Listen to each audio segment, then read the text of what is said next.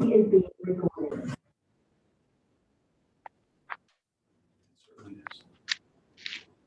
All right, we'll get started in a second. I'll just see if I can reach Elliot.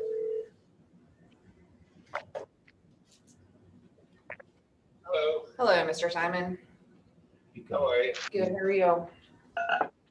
All right, I've got you on speaker, so you can speak for as long as you're able to. Thank you very much. All right, well, thank you. All right. All right. No vibe, don't hang up. It's such a muscle memory I thing. know, right? See ya. Bye. So you love you to someone you're not really in love with. Love you, bye. Yeah. I think I haven't done that one. All right, we're gonna call this meeting to order before we go too far sideways. I think we're all ready for our summer vacations. I know I am. All right, review of the agenda. Any questions, issues, reordering? No, all right. And then approval of the June 10 meeting minutes. Do I have a motion? I move we approve the minutes. Do we have a second? I second. Thank you. All those in favor say aye. Aye. Aye. Those opposed, obviously none. Thank you, guys. And is the volume okay for you online? Yes, thank you. Do we have anybody for public comment? Nope. I don't think so. Okay. Alrighty. We'll move on to unfinished business. Gina, I guess, update on vacancies. Well, let's let Gillian update on the sanitarian Okay. vacancies. So I did just make an offer for the sanitarian position, for the grant funded position. She accepted. She'll start on July 25th.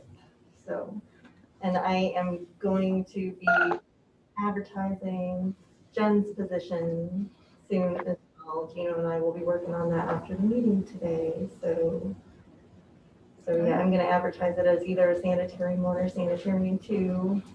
So When is she leaving? she leaves August 5th is her last day working, her last working day. As far as the LPN goes, we had one applicant. I didn't feel that that was a great fit, so we moved on to setting up a new one and setting it out again and trying to go a little bit more broadly public within the nursing schools in the local area, the LPN schools like Rumsey and a couple other places, and make sure that we hit them really hard so that we can try to get them in. So, and then the social worker position, we're going to post that again. Dr. Reedy and I don't know if we spoke, maybe we bring in a social worker on a temporary appointment position for that, since we're starting to get the main staff we need for it with Lindsay here and things like that. I don't know. Something we'll consider. We'll talk about it. Who can apply? See who we get in the application process. So. All right, and then would you like to, is this the right time to introduce the new nurse? So yeah, we can do that. I sent everybody Lindsay's resume. As you can see, she's very impressive, very well educated, and a dynamite person. So it was an easy hire. But go ahead and introduce yourself, Lindsay. So I'm Lindsay. I've been working as a nurse for 15 years, and currently I work for WV as a forensic nurse. I'm also a graduate student at Shenandoah University. I will graduate as a nurse practitioner next year. And I'm much interested in psychiatric mental health is my line, and I'm also interested in prevention. So I think this job position also helps marry the two. I look forward. So I'm happy to be here. Welcome to be here. Thank you. She's interested in community care, not just in the walls of the hospital care. Yes, I purposely left the hospital because I'm interested more in the community. You live here in our community, or? Yes, I live in Harpers Ferry. Oh, okay. Yeah, I did. I saw that right on the top of your resume. Yes, I'm sorry. Well, thank you. Thank you. Welcome.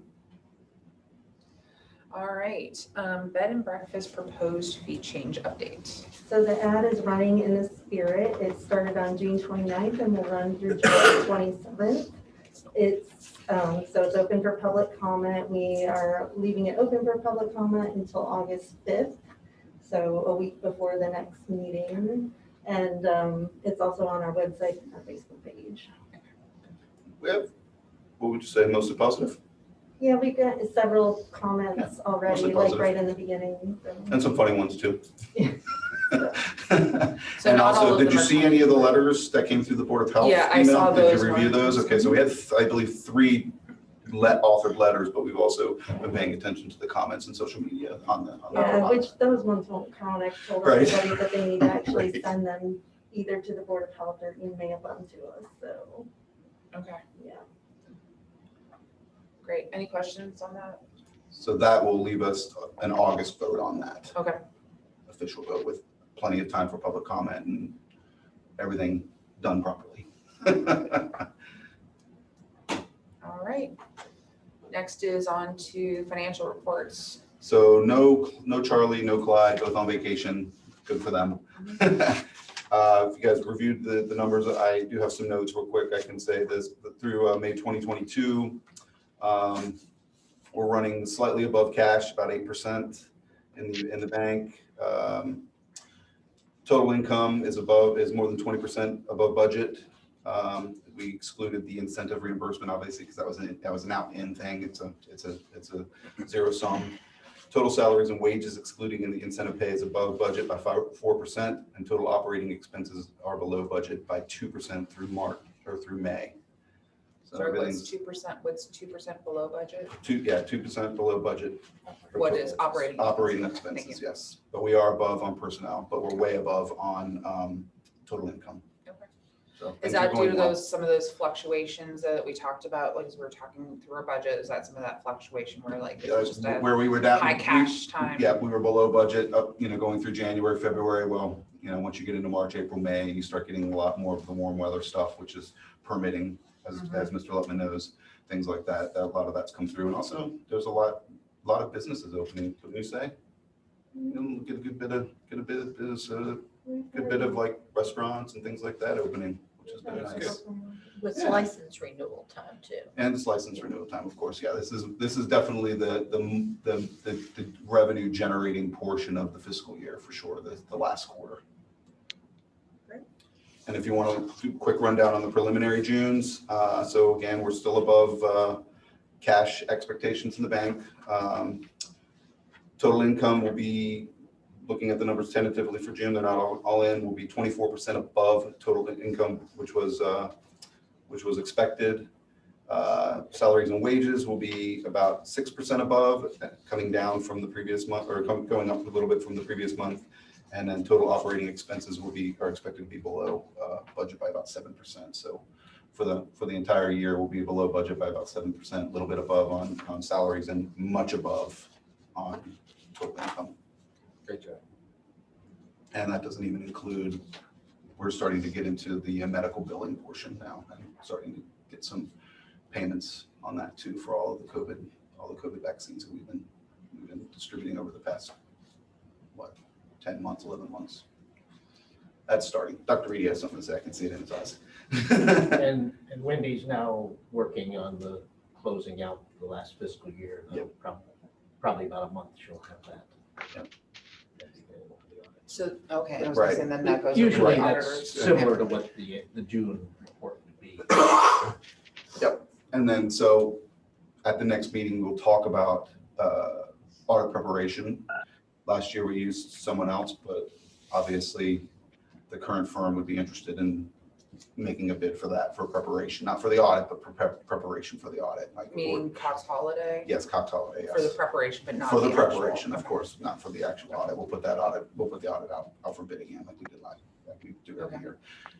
So when do we Gina? expect? I'm oh, go sorry. ahead. No, you go ahead. I didn't realize you were speaking. Go ahead. Well, it's just when do we expect to have the audited, like how long's the process of putting it out for bid and then actually getting it completed? So we usually put it out for bid in September, hire. Mhm. October, they begin to organize. Am I wrong? October is usually the month they begin to organize, and then they complete in November. Yep, and that's what they did last year. I think I got the final audit review just before Thanksgiving last year, and then I sent it out to you guys. All right. One question, Gina, so and it has to do with Lindsay and the budget, obviously. So she said you will be a nurse practitioner? Next year, yeah. Yeah, how does that work with salaries? Is there automatic? That is discretionary. Okay, well, I'm just curious. No, how absolutely. How we retain her Absolutely. and she goes from It's not a going to nurse be to a easy. nurse practitioner. We will make sure that we work within the DOP guidelines, but make sure that we pay her as close to what she's worth as we possibly can. The duties would change. The duties would change, considerably, yes. in that it would not be, say, just an administrative position, which is not just administrative because it's also hands-on nursing, but it will then go to a higher level of licensure of services that can be then billed. Correct. And what we would need in her case or anyone's case is actually to services that are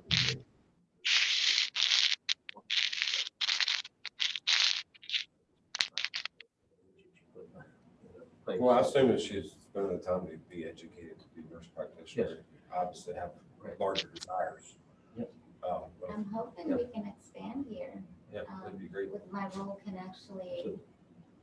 And mental health issues are, so before COVID, with COVID, but before COVID, mental health issues, meaning the opiates and all that, was the number one issue and is again, becoming number one issue. So it's a big, big piece of what we do. So what her interests are fit well with our broader interests. That's good. And we also budgeted Lindsay's position into the upcoming budget. So there is a mechanism to pay her. Absolutely. That's all I was at. Absolutely. Perfect. Thank you. Yeah, we will make sure that we retain Lindsay. It's Lindsay. We will make sure we retain Lindsay. What is it? It's Lindsay. Lindsay. Lindsay. Yeah. Okay, all right, I apologize. No, I did the same thing. Okay. Thank you. All right, well, thank you. Any other questions on financials? Do we need a motion? We do. I move we accept the financials For May. for May. Any second? A second. All those in favor say aye. Aye. Aye. Aye. Thank you all. Motion passes. All right, moving on to the agency activity report. Health administrator. So I don't have a lot to say. I think I mentioned last week that we went to last month that we went to a phone reimbursement system that was more in line.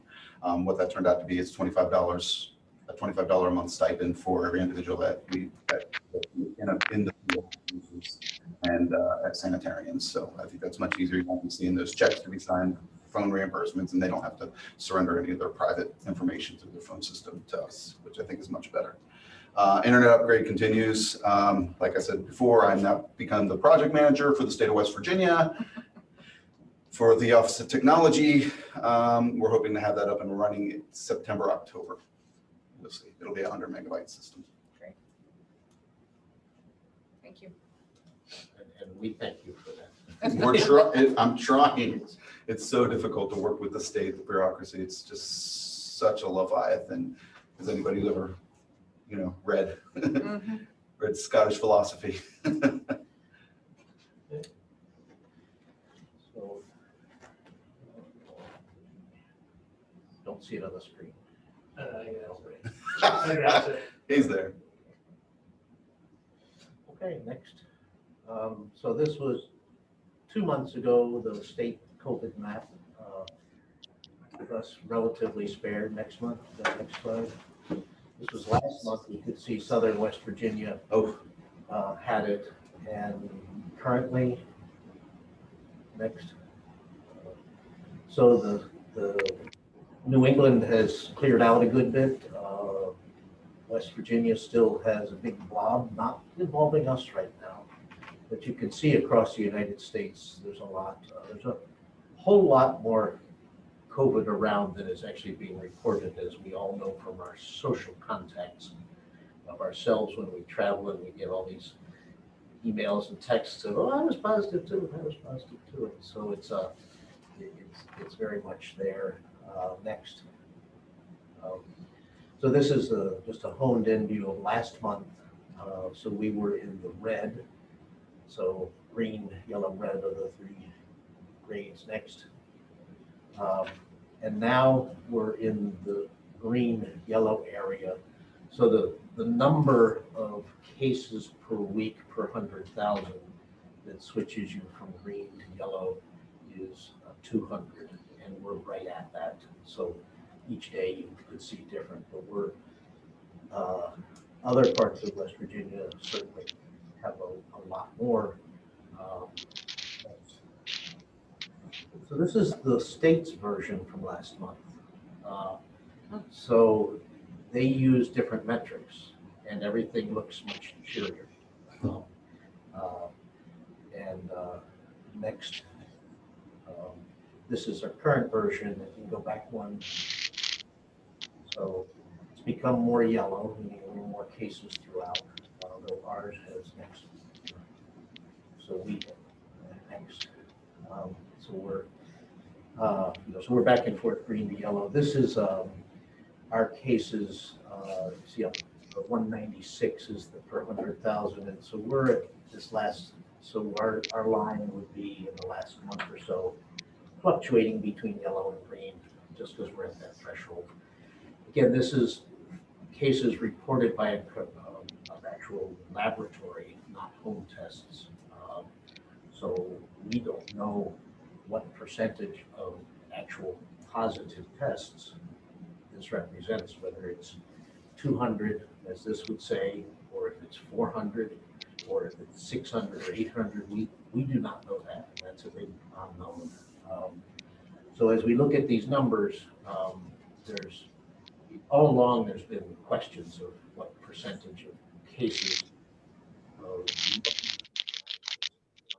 tested. That's still the case, but there's a whole lot of people now getting tested. They know they have it from their home test, but it's not reported on this.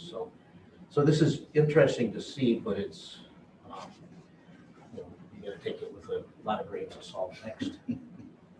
Salt's bad for you. Huh? Salt is bad for you. Salt is bad for Lots you? of Oh, so sugar? No. I just want to say the doctor just need to said take take it a as- lot of grains of salt, Take so it you in, know. well, if it's just grains, in moderation.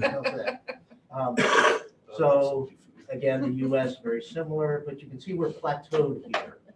Again, this is reported by commercial labs, so we don't really know if this is falsely reassuring. Next, US, West Virginia, Jefferson County, all pretty much identical. So what we're seeing is, so just like our counties are different, our towns are different, same in the nation. But next, it is changing. Every country has different ways of collecting data, but they're still valid. So just taking the 4 European countries we talked about most recently, in the last 2 weeks, France, Germany, Italy have really skyrocketed, as have others, but not every country in Europe. So there's great variation. Whether we're going to follow, the United Kingdom's going to shoot up, we'll watch. None of this is predictive. Next. These are all different Omicron strains. The furthest on the left is a couple months ago. So this is weekly changes in the proportion of the variants that are, of the positive tests that are tested for the type of COVID.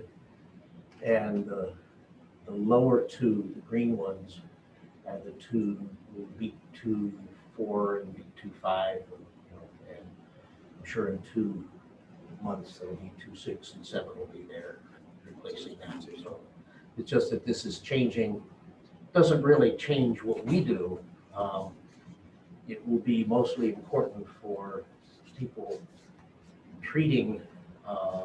If we find that, for example, a monoclonal antibody that we've been using for elderly people who are positive turns out to be ineffective for a newer strain, then that will no longer be used, and knowing what's actually going around in the community becomes important.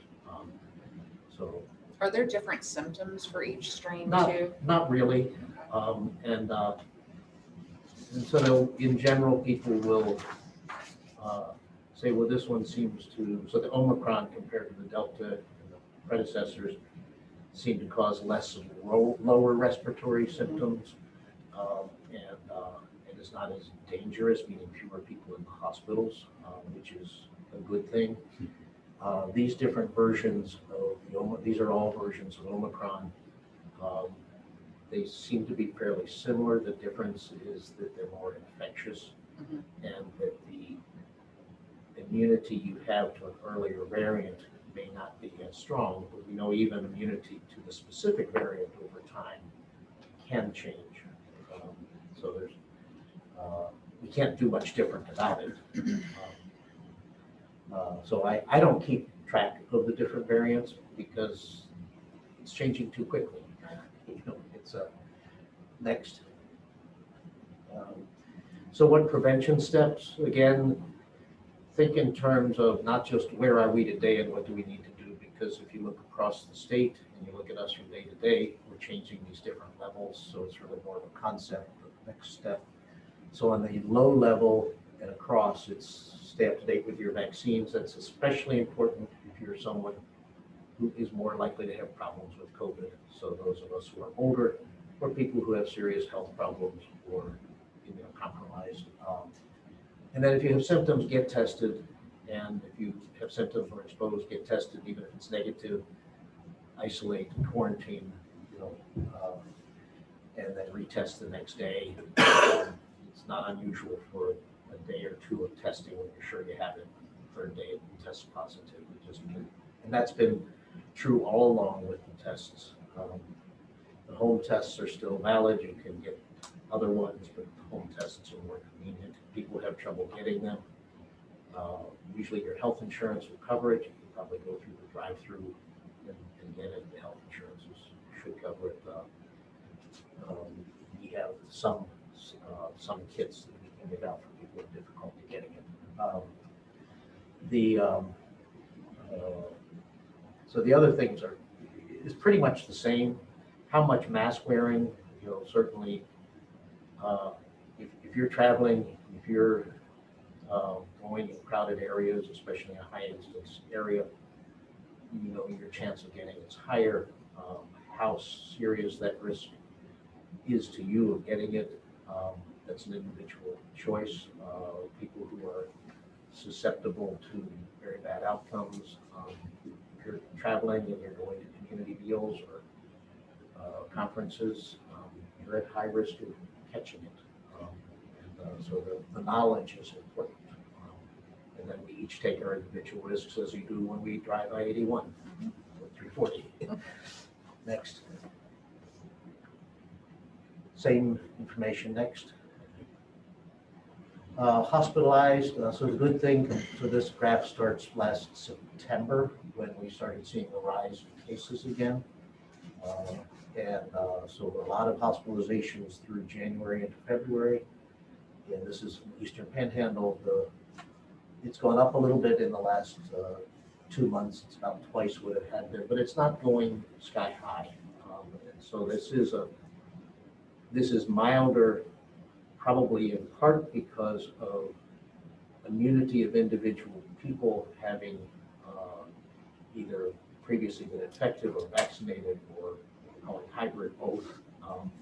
And the virus, though it may be more infectious, the vulnerable people getting it are less likely to have severe disease. So the combination is better than we were previously. And hopefully this will continue to be the case, that the virus will not get more dangerous and that we can keep immunization levels up.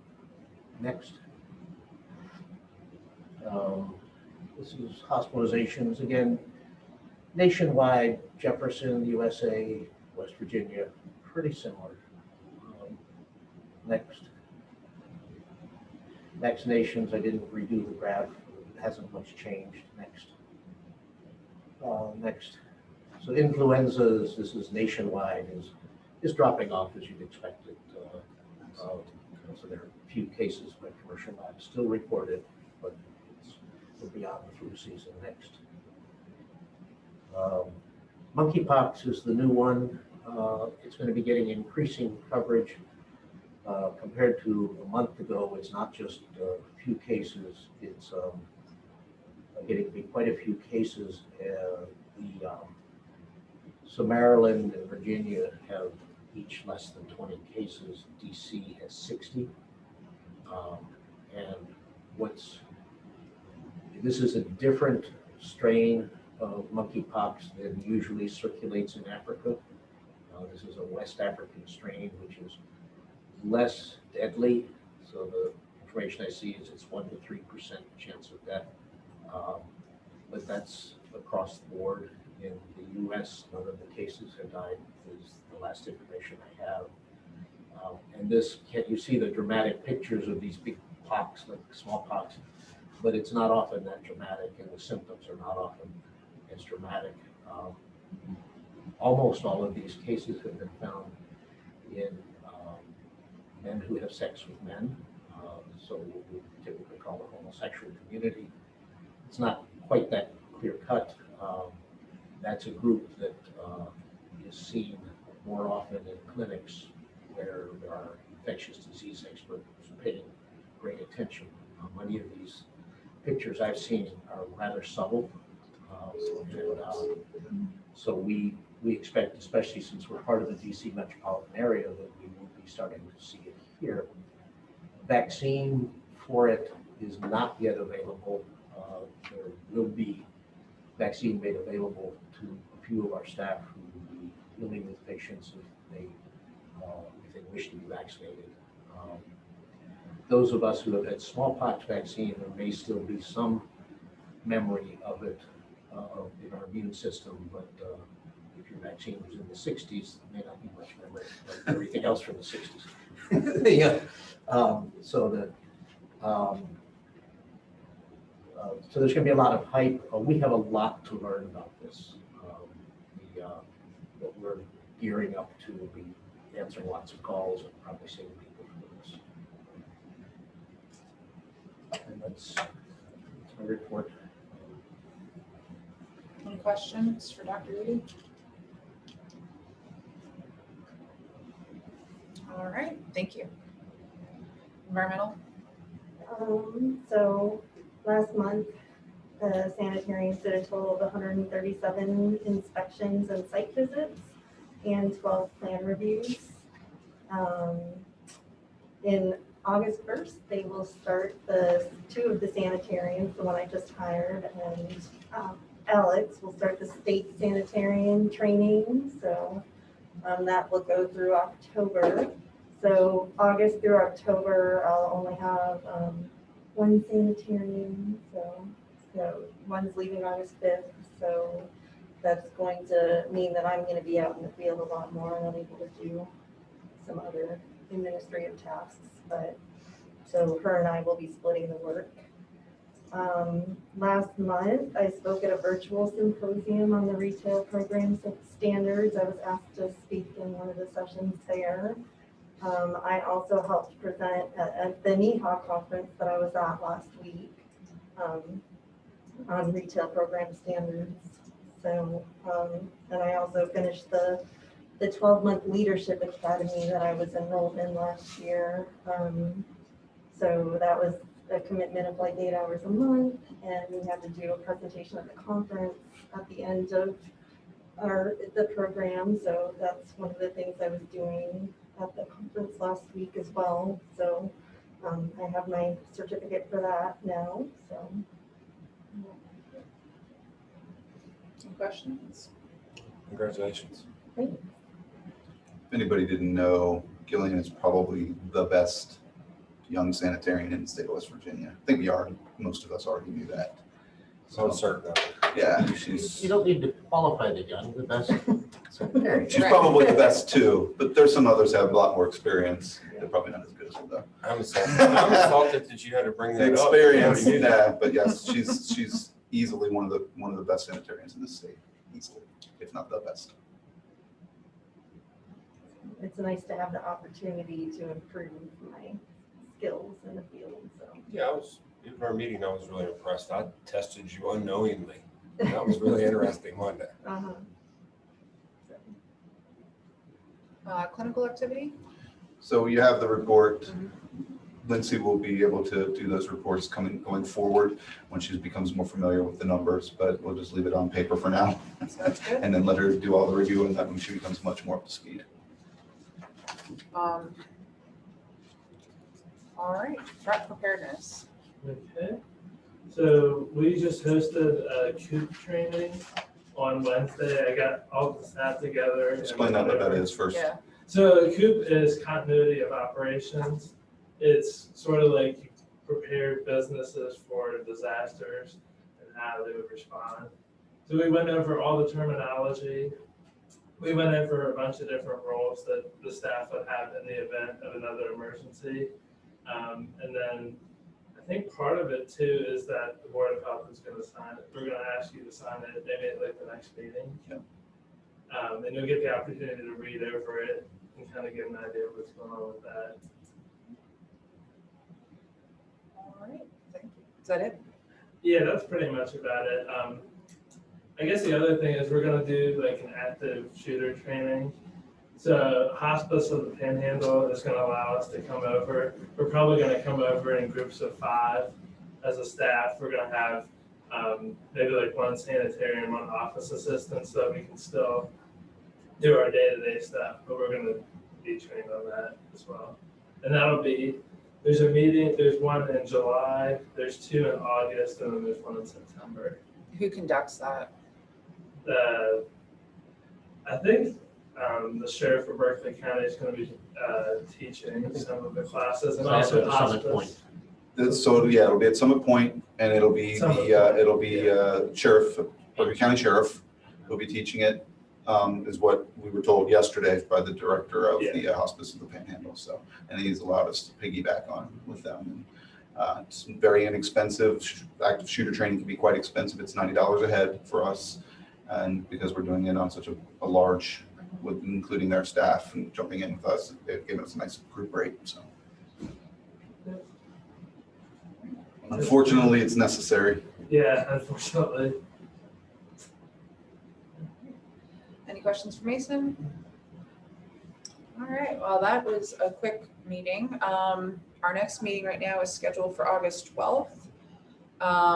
Any other items? Not agenda items, but any other things we'd like to raise before we adjourn for the day? All right, do we have a motion to adjourn? I move we adjourn. Is there a second? I'll second. Thank you. All those in favor of adjournment, say aye. Aye. Aye. And we consider ourselves adjourned. Thanks, everybody, and thanks, Elliot. Enjoy your weekends. Yeah, you do the same. Have a great weekend, or have a